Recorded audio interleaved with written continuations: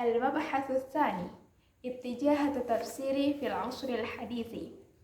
كان التركيز على التفسير في العصر الحديث كبيرا لحرص المفسرين على إصلاح أحوال المجتمع على أساس القرآن، والوقوف أمام الأفكار والمذاهب الجاهلية الغازية على أساس القرآن.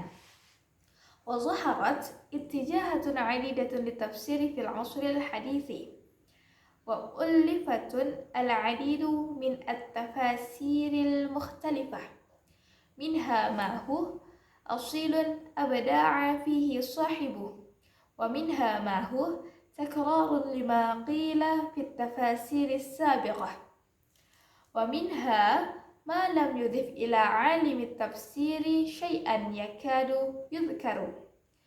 وأعدت دراسة عن اتجاهات التفسير في العصر الحديث، منها دراسة تيارة التفسير في مصر والشام في العصر الحديث للدكتور فضل عباس، ودراسة اتجاهات التفسير في العصر الحديث للدكتور عبد المجيد المحتسب. وقد قصد الدكتور المحتسب 3 اتجاهات للتفسير في العصر الحديث: الاتجاه السلفي، ومثل له بتفسير القاسم، وتفسير دروزة، وتفسير عبد الكريم الخاطب. الاتجاه التوفيقي مع الحضارة الغربية الذي قاده محمد عبدي، ومثل له بتفسير رشيد رضا وأحمد مصطفى المرغي. الاتجاه العلمي، ومثل له بتفسير الجواهر لطنطاوي جوهري. والاتجاهات المعاصرة في التفسير أكثر من 3، وسنعرف فيما يلي بأهم هذه الاتجاهات، ونمثل لها بأشهر التفاسير. 1. الاتجاه الأثري، وهو الاتجاه الذي يركز على المأثور، وهذا المأثور يشمل تفسير القرآن بالقرآن، والقرآن بالسنة، وأقوال الصحابة والتابعين.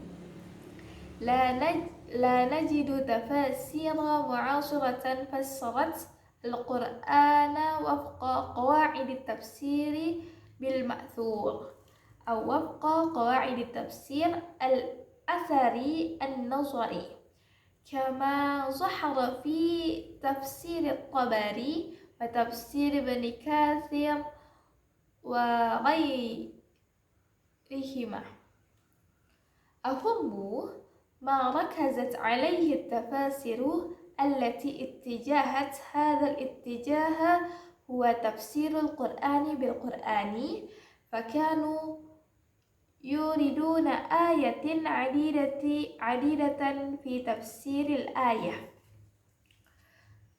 من أشهر التفاسير التي حرصت على تفسير القرآن بالقرآن تفسير المنار لمحمد رشيد رضا،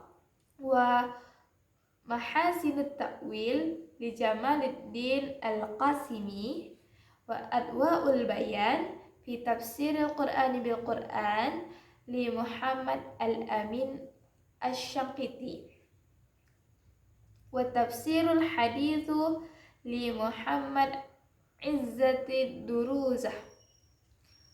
2. الاتجاه العقلي،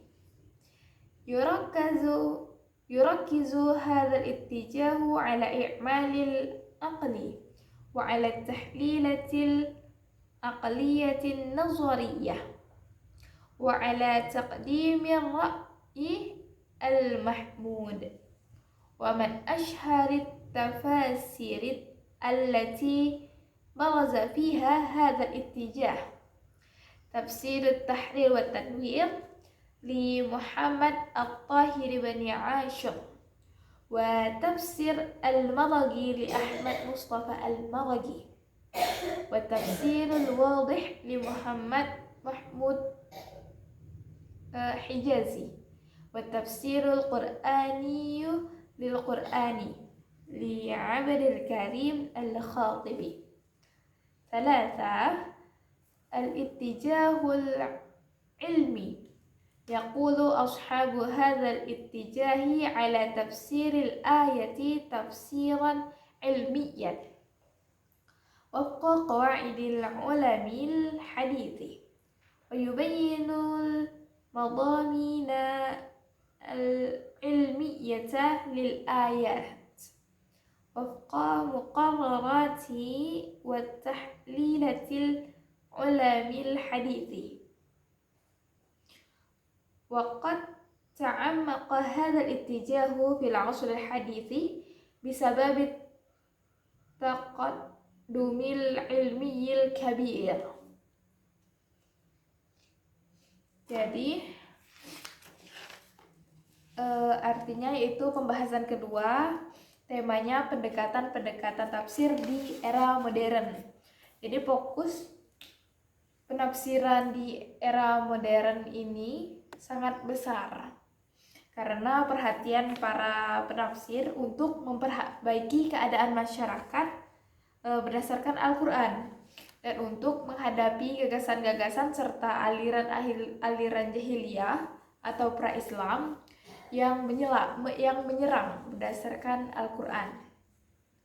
Muncul berbagai pendekatan tafsir di era modern dan banyak juga tafsir yang ditulis. Beberapa di antaranya itu asli dan pemiliknya lah yang menciptakannya. Ada pula yang merupakan pengulangan dari apa yang dikemukakan dalam tafsir sebelumnya. Dan ada pula hampir tidak menambahkan apapun pada dunia tafsir. Jadi kajian itu disusun berdasarkan pendekatan penafsiran di era modern. Itu diantaranya ada kajian aliran-aliran tafsir di Mesir dan Syam di era modern, tayyarati tafsiri fil Misra wa Syami fil asril hadithi. Itu karya Dr. Fadli Abbas. Terus juga ada kajian Ittijahati tafsiri fil asril hadithi, pendekatan-pendekatan tafsir di era modern, karya Dr. Abdul Majid Al-Muhtasib. Jadi Dr. Al-Muhtasib ini tadi mengidentifikasi ada 3 pendekatan tafsir di era modern. Itu pertamanya ada pendekatan salafi. Contohnya adalah tafsir Al-Qasimi, tafsir Darwaza, dan tafsir Abdul Karim Al-Khatib. Terus ada pendekatan rekonsiliasi atau perdamaian dengan peradaban barat yang dipimpin oleh Muhammad Abduh, terus diwakili oleh tafsir Rasyid Ridha dan Ahmad Mustafa Al-Maraghi. Terus yang terakhir adalah pendekatan ilmiah. Contohnya adalah tafsir Al-Jawahir karya Tantawi Jauhari. Tapi ada lebih dari 3 pendekatan tafsir di era kontemporer ini. Nah, terus pembahasan selanjutnya tadi. Yang pertama itu ada pendekatan riwayat. Jadi pendekatan riwayat ini itu fokusnya pada periwayatan. Dan periwayatan ini tadi mencakup tafsir Al-Quran dengan Al-Quran, Al-Quran dengan Sunnah, terus itu perkataan para sahabat dan juga tabi'in. Nah, tapi di tafsir-tafsir masa kini itu jarang untuk menemukan kaidah riwayat seperti ini, maupun juga kaidah tafsir riwayat teoritis seperti yang pada tafsir Tabari dan tafsir Ibnu Katsir. Terus juga hal yang terpenting dalam pendekatan riwayat ini itu fokus penafsirannya mengarah ke pendekatan tafsir Al-Quran dengan Al-Quran. Nah, biasanya para mufassir itu mengutip banyak ayat dalam menafsirkan ayat tersebut di pendekatan riwayat. Contoh tafsir yang paling terkenal yang berupaya untuk menafsirkan Al-Quran dengan Al-Quran itu contohnya ada tafsir Al-Manar karya Muhammad Rashidito, terus Mahasin At-Ta'wil karya Jamaluddin Al-Qasimi, Adwa'ul Bayan fi Tafsir Al-Quran bil-Quran karya Muhammad Al-Amin Al-Shinkiti, dan Tafsir Al-Hadis karya Muhammad Izzad Al-Wazah. Terus yang kedua ada pendekatan akli atau rasional. Jadi pendekatan ini itu berfokus pada penggunaan rasional dan analisis rasional teoritis dalam menyampaikan pendapat yang terpuji, Mahmud. Terus di antara penafsir yang paling terkenal itu contohnya ada Tafsir At-Tahrir wa At-Tanwir karya Muhammad At-Tahrir bin Ashur. Terus ada Tafsir Al-Maraghi karya Ahmad Mustafa Al-Maraghi, Tafsir Wadih karya Muhammad Mahmud Hijazi, dan Tafsir Al-Qur'ani lil-Qur'an karya Abdul Karim Al-Khatib. Terus yang ketiga ada pendekatan ilmiah. Jadi pendekatan ini itu mengandalkan penafsiran ayat-ayat secara ilmiah dan sesuai kaidah ilmu pengetahuan modern. Jadi dia menafsirkan ayatnya sesuai aturan ilmu pengetahuan modern.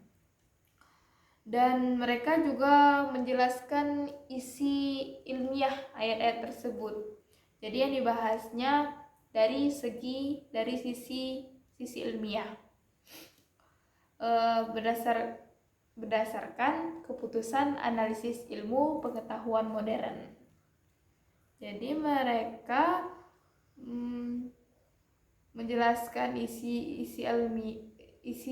ilmiah ayat-ayat berdasarkan keputusan dan analisa ilmu pengetahuan modern. Pendekatan ini itu semakin mendalam di era modern karena kemajuan ilmu pengetahuan yang sangat pesat.